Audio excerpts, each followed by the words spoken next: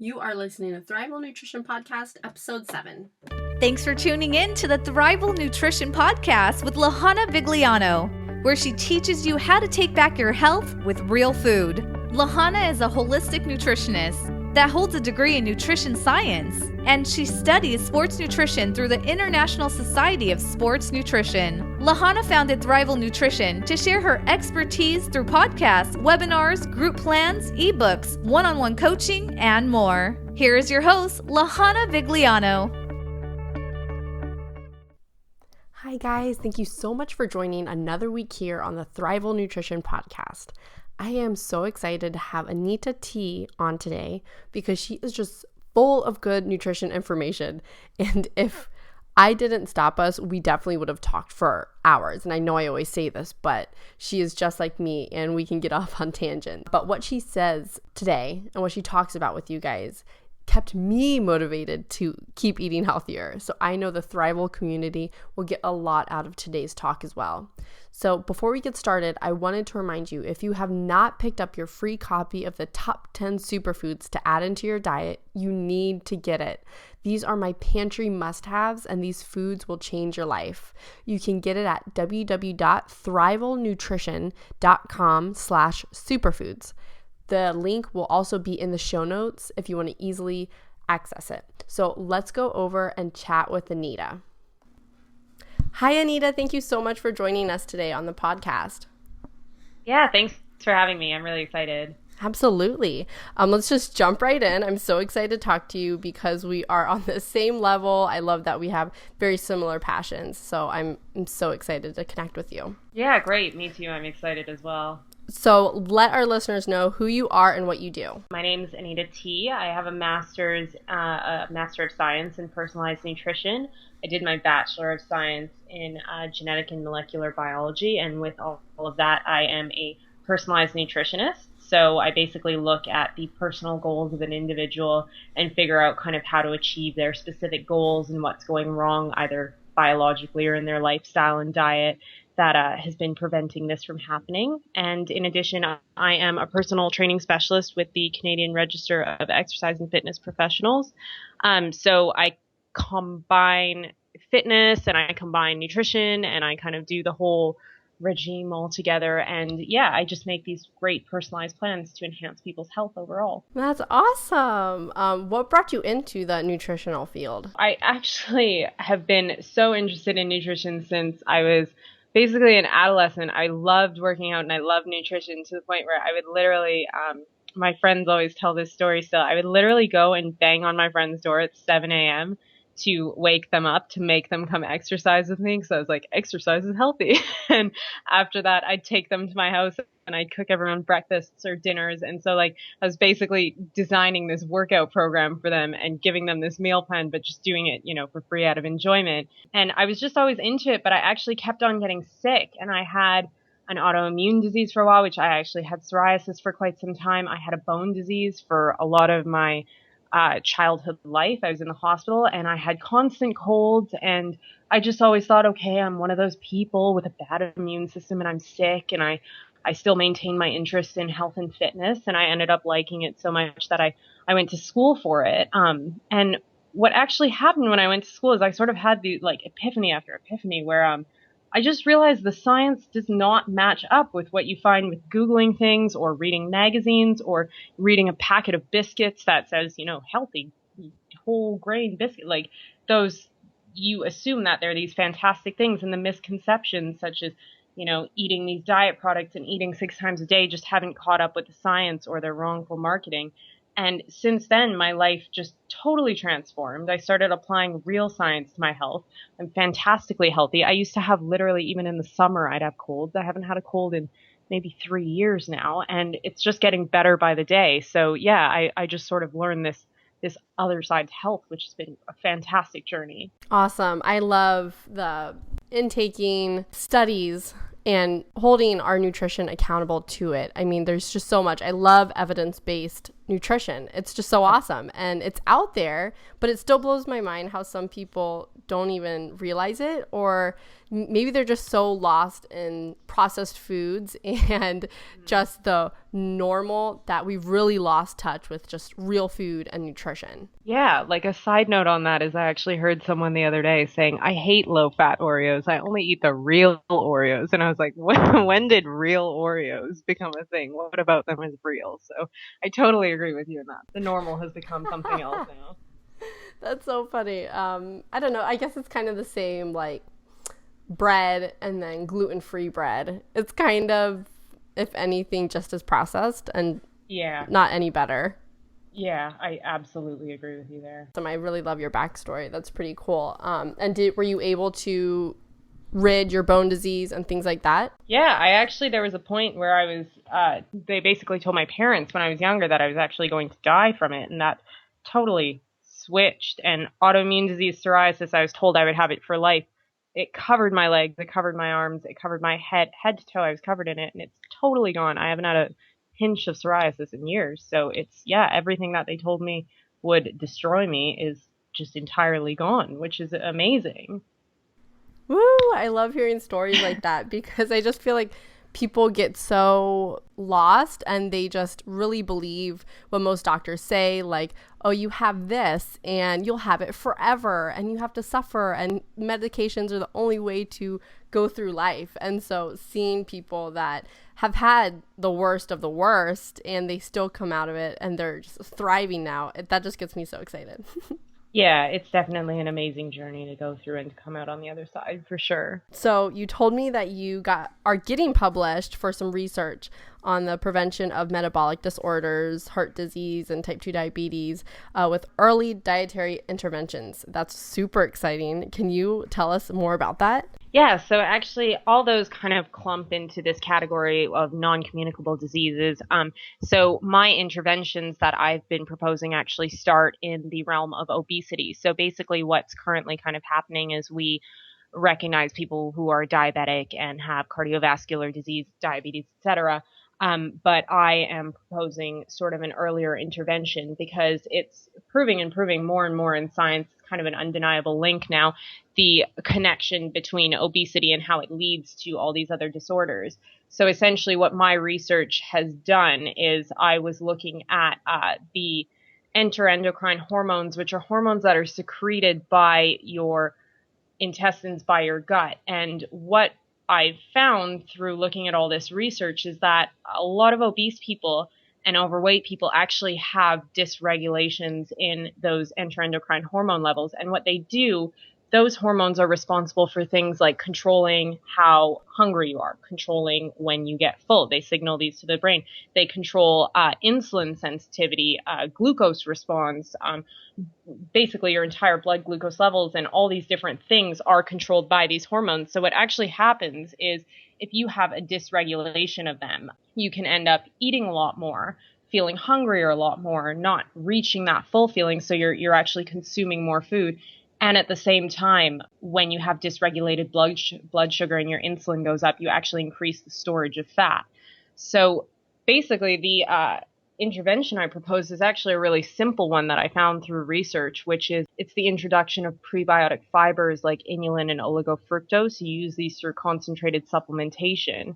And I'm sure you probably know a bit about this. Short chain fatty acids are converted by bacteria when you add these fibers into it. So what it does is you put these fibers in, bacteria converts it to something else. That affects your hormone levels. Your hormones become regular again. And basically all this is a fancy, very technical version of saying that we give you some fiber and the end result is you feel more full, you eat less, and then you end up actually storing less fat at the same time. So it's like a double weight loss effect. And that actually has shown to reduce inflammation and prevent these chronic diseases down the line because you're intervening at the obesity state rather than letting it get to that point where, it's already the car crash happening and they're already diabetic and all these different things. So we actually are doing it. And I think that's quite important to start recognizing that we need to intervene at an earlier state of metabolic degradation than we currently are attending to. Oh, yeah, for sure. And even before you get obese. Like, even if you're healthy today, like, you need to be working on your health no matter at what level you are, no matter what. If you're feeling great right now, we are very healthy, but that doesn't mean that I stop at all, from supplements to just eating healthy. It's a lifelong journey, but it's so worth it. Absolutely. I completely agree with you. Is there leptin problems in your study that you find, like, in obese people? There is, yeah. So that's funny that you mentioned leptin. That's one of the main ones I was looking at. I was looking at leptin, glucagon-like peptide 1, peptide tyrosine, and ghrelin, which are just a whole bunch of fancy names for some hormones. But yeah, leptin is absolutely something that is involved more in the blood sugar control side of things, but it's a huge contribution. Yeah, it lets your body know, hey, I'm full, like, no more eating. And I see it all the time, even if people eat fast. And I'm like, you really need to let your leptin register and let your body know that you're done, or you'll overeat and you'll gain weight. And it's just a horrible domino effect. Absolutely. Absolutely. So how does obesity contribute to, like, heart disease? How does it contribute to cancer? I know most people are very familiar with obesity and diabetes, but can you touch on some of these? Yeah, so visceral adiposity, which essentially is just the accumulation of adipose or fat tissue around the stomach, this tissue invites increased infiltration and secretion of inflammatory factors. Science is now demonstrating these undeniable links, placing inflammation at the root of disease. And the propagation of these inflammatory factors disrupts several body systems, including the biological signaling, such as I just talked about with the enteroendocrine hormones, disturbing blood glucose. And it actually puts your body into a state of low-grade inflammation, which draws energy and resources from your other organs. So essentially, our immune system developed as this critical part of our survival. And for that reason, all the other organs are at the service of our immune system, so that when we're in danger, when we have a problem, when we need to protect against something, all of our other organs allocate their energy to the immune system to protect us, because that's the immediate danger that we're in. So when this inflammation becomes too great and too frequent from this adipose accumulation that we have, it essentially becomes chronic, and the energy that should be allocated to organs performing their daily functions optimally ends up being used up by the immune system. To give you an example, the immune system at rest uses 85 calories per day. Nothing. This number drastically increases from anywhere from 400 calories with a sprained ankle to 2,000 calories a day with something like sepsis. So it's using much more energy and taking up much more calories. So we all know that fitness magazines say burn calories, it's a good thing. But there's a catch-22 there, is that fat tissue, of all our tissues, fat tissue is the least expensive thing to maintain. It only takes about 4.2 calories a day to maintain a kilo of fat, whereas it takes, 12 per day for muscle. So what we end up doing is disposing of the functions that are of a greater expense. And that ends up disposing of things like our liver, our digestive system, our kidneys, causing muscle wasting, because we need that energy to keep that low-grade inflammation going. And the end result is that you not only throw your biological signaling completely out of whack, disrupt all the functioning of your organs and start to have your organs deteriorate, but you actually begin to accumulate more adipose tissue, which increases inflammation more, pushes this cycle further, and you just end up in this snowball of organ degradation, inflammation, adipose accumulation, and it's awful. It snowballs and turns into all these diseases that you see. Wow, that's pretty awesome. Even just talking about this pumps me up to keep eating healthy, and I'm a nutritionist. Yeah, absolutely. Yeah, there's lots of motivation in there, isn't there? Yeah, absolutely. So if you want to avoid chronic illness, which I think everyone pretty much does, what are some top foods that you think will help boost the immune system? So first off, I find the word boost is a little misleading, because, see, the biggest issue here is that we actually have an overactive immune system. So it's that's such a common thing. Everybody talks about boosting the immune system, but our immune system is chronically activated and we're chronically inflamed, and we're often lacking in the actual energy we need to fight off things that really are threatening to our body. So I once had a professor say to me that we should always say, what can we do to make our immune system more tolerant? So one of the ways that we can do this is, first off, using anti-inflammatory compounds that prevent or dampen down the state of low-grade inflammation that we're in. Turmeric, for example, it contains a compound called curcumin that helps to regulate inflammation. Curcumin's actually very similar in its structure to aspirin, and it has essentially the same anti-inflammatory effect. Ladies, try this when you're on your menstrual cycle instead of ibuprofen or aspirin, just if you feel like giving it a go, a natural treatment. That's what I do. It works honestly just the same to me.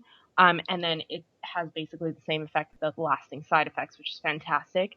Ginger is another great one. Another thing is dampening down postprandial inflammation, which is the inflammatory response we get after we eat things.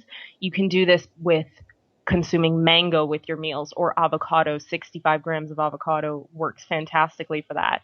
And then another way of doing this is through something called aryl hydrocarbon receptors. I won't go into it in too much detail because it's quite complicated, but basically the activation of certain receptors in your body is able to result in making your immune system more tolerant and allowing it to switch on and off properly when it needs to be.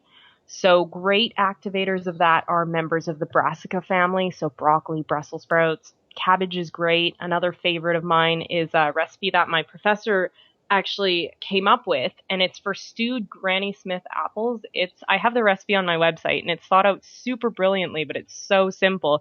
And he basically stews these apples in this way that I described, and he adds some cinnamon, which helps attenuate the rise in blood sugar. So there's a whole bunch of science that actually went into what he does, but it's just the simplest recipe, and you just need apples, water, and cinnamon. So yeah, there's lots Yum. you can do. Oh, that sounds great. And I love that. I never really thought about boosting the immune system. You're so right. I like that perspective of it. Yeah, it's fantastic because we need it to switch on and off properly, but not necessarily be too active. Yes, definitely. And then we all know that the body has more bacteria than it does human cells. So what are some foods that will help your good bacteria in your gut? The issue with the bacterial problems, and this is something that came up a lot in my research because I originally endeavored to look into some bacterial markers, is that there's 1,000 bacterial species, and each human only contains 15% of those 1,000. So that actually creates an infinite number of bacterial profiles. So some people might be too high or low in something, so not everyone will obtain the same effects from the same foods, but this is a wonderful reason why it's great to generally support a healthy gut bacteria through foods rather than supplementation if you don't know what supplements take. So if you're just, your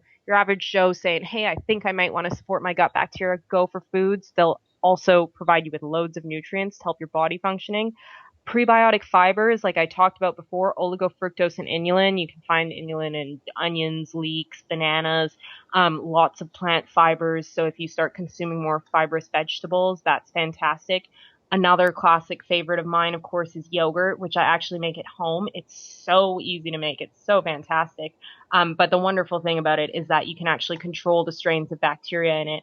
And that increases the viability because you make the yogurt, you pop it in your fridge, you consume it right away. It takes away a lot of the transport, a lot of the life that could be lost in the bacteria by the time it actually reaches you. So those are some fantastic ways to just be consuming either live bacteria or just supporting the growth of great bacteria that's already in your stomach. And I mean, even if you just take just eat real food just has everything you need. So even just fruits having those prebiotics to feed your good gut bacteria, it's there. So it's not difficult. Absolutely. I guess you just have to take back your health with real food. Absolutely. I totally agree with you. And when you make your own yogurt, do you use raw milk? Yeah, I do. So I use like raw organic milk, and then I take it was actually another one of my professors who at first gave me this yogurt starter, and I thought, oh my God, how am I going to do this? And I just threw this little bit of powdered bacteria into the milk, and then the next day I had honestly the best yogurt I've ever had. So it was very, very easy to do. So I encourage you to try it if you haven't already. Oh, yeah, definitely. I haven't made my own. I usually will just buy it where I get my raw milk. But I found when I first tried like raw yogurt, it's so much more runnier than what you usually find in the stores. The one that I made, it actually depends on the bacteria you use. So the one I made was incredibly thick, but I'll send you the strain a little later because I can't remember it off the top of my head, but I'll definitely send it to you because I personally love thick yogurt. Ooh, yeah, me too. I just ended up putting chia seeds in it and I Yeah. just kind of naturally thickened it. Yeah. What are your thoughts about raw milk? Because I know, at least here in the United States, obviously it's illegal to even sell here for human consumption. And I think that's just super silly. I personally have done research on it, and I feel comfortable giving it to my family because I know the source it's coming from and how good it is. But I mean, obviously there's always still a chance of bad bacteria in it, like salmonella and E. coli. What are your thoughts on that? I'd love to hear about it. I agree with you, but at the same time, I mean, on that last part, yes, there is a chance of bad bacteria, but see, there is also this problem where if you look at our gut flora compared to the gut flora of so many other countries that are, I guess you could call them a little bit less sanitized or maybe a little bit more sane. I don't know which one you want to pick out of those two.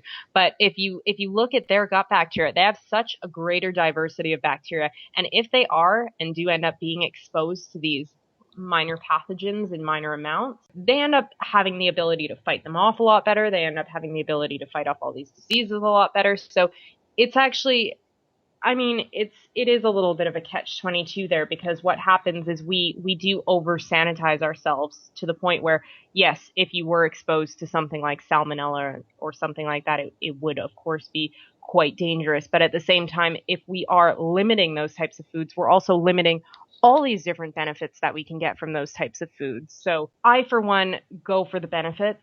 I think that in general, there's a huge likelihood of getting a whole bunch of benefits out of these things. For example, if you eat even vegetables from the garden with a little bit of soil, if you know where they're sourced from and that soil is probably going to be okay, that has so many benefits for your body that will way outweigh any minor possibilities of something bad happening. Yeah, I am totally with you. And I'm the same way with produce that has like dirt on it. We've become such a, like you said, a sanitary community where we just do hand sanitizer all the time and we're killing the bacteria on our skin. And all this is so essential. And so when I see soil on food, I'm like, don't wash it. Like, eat the dirt, because even dirt that's like on potatoes, they have bacteria on it that will help digest the potato better. Like, it literally is a system all in itself. Everything works together. Absolutely. Soil is one of the best sources of bacteria you can get. But again, unfortunately, right now with the farming industry, a whole nother topic. But if you look at their soil, I wouldn't really trust to just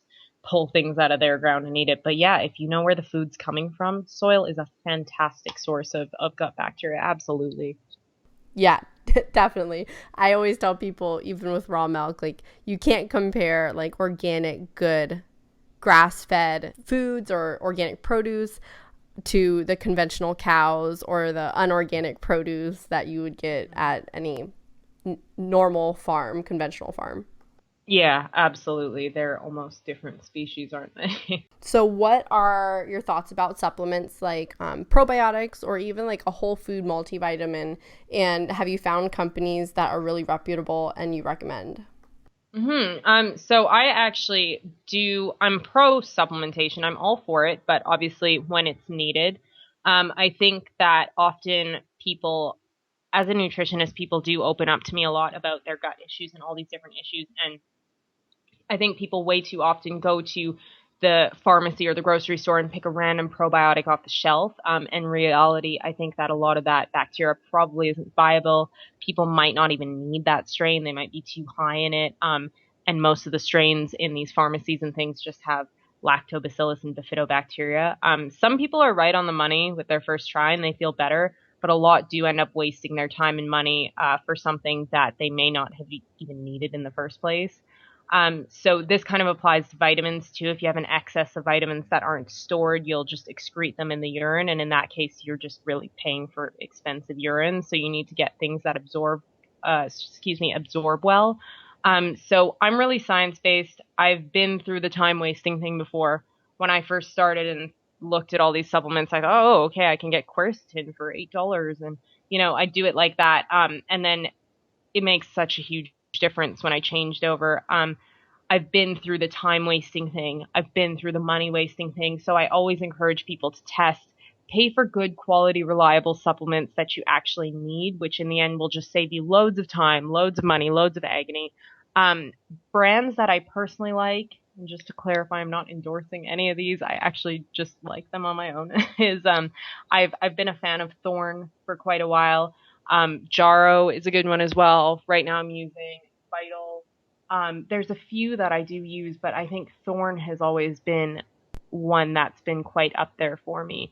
They have a great product that helps keep you regular. It's called MediBulk. They have a great product that helps your digestion. They have great probiotics. Genestra also makes a great probiotic. So there's lots out there, but you should do your research, and I wouldn't recommend going to the pharmacy and buying an $8 probiotic or something like that. Oh, no. Yeah. Usually you can tell if something seems too good to be true. Have you ever heard of Garden of Life? No, I haven't. Oh, that's a really good supplement brand that I recommend. They just always have, it's whole food based, and it's amazing. And it's always on point, because most supplements, if you see the inactive ingredients or the little tiny ingredients on the bottom, it's usually just really full of other crap. And so I always look for supplements that don't have the extra stuff, and it's literally just food and probiotics and all the natural stuff. Yeah, exactly. And right there, you brought up another great point, is that a lot of people, they start taking in one thing to make themselves feel better. But say somebody's gluten intolerant or intolerant to magnesium stearate or something like that. All these capsules contain that. So a lot of people actually take these things and then they react to the casing of the capsule and they think, oh God, why is this capsule making me worse? But it's actually because of all the garbage that can be in the casing. So you're absolutely right to look for something and look for the additives in it. Definitely. And do you have anything else you want to give to help people have the best health and to really thrive? Yeah, so just kind of to finish off, I just want to say that everyone needs to and should remember that health and nutrition is it's an accumulation of positive behaviors, lifestyle, dietary factors, a whole bunch of things at once. We're all individual. We have different lives. We have different cultures. We have different food preferences, etc. So what works for one person, what works for you, you're Filipino, may not work for me. I don't eat traditional Filipino food. I'm not sure if you do, but for example, that might be something you prefer in your diet that I don't. So what works for one person might not be the best fit for another. And that's okay. There isn't just one way to become healthy. So we can all get to our goals in different ways. We just have to ensure that we design our health around our lifestyle. So my recommendation is if you want an exercise or fitness or meal plan, make sure it's personalized to work for you, to suit your lifestyle. And there's infinite combinations and behaviors to help you achieve this. So again, if it hasn't worked for you and it's worked for your friends, don't ever give up. There's absolutely things that will work for you, and everybody is entitled to a long and healthy life. Love it. It really is. Everyone is so unique, and you can't just put everyone on the same diet because you're right, it won't work, and then you get frustrated. Yeah, absolutely. And then that sense of failure and everything too is never good for the body either. No, not at all. But thank you so much for coming on. I am going to have you on another time, like digging in deep into farming or another topic. Yeah, I feel like I could go on a rant about 10 different things that we talked about in this conversation. So yeah, feel free to message me anytime and we can have further chats on this. Yeah. Let people know where they can find you. Like, what are your social media accounts, your website, things of that nature? Yeah. So my social media is I'm on Twitter. It's at Fact versus Fitness, just Fact vs Fitness. I also have a website. It's www.factversusfitness.com. Awesome. And I will link those in the show notes to make it easily accessible to our listeners. All right. Thank you so much for coming on. Yeah, no problem. Thank you for having me.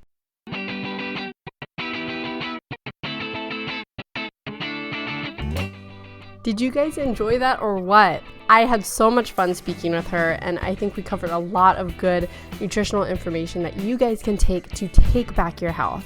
Please feel free to leave a review and rating on iTunes for the Thrival Nutrition podcast. I would love to hear your feedback. And if you haven't already, go grab that Superfoods PDF right now at www.thrivalnutrition.com.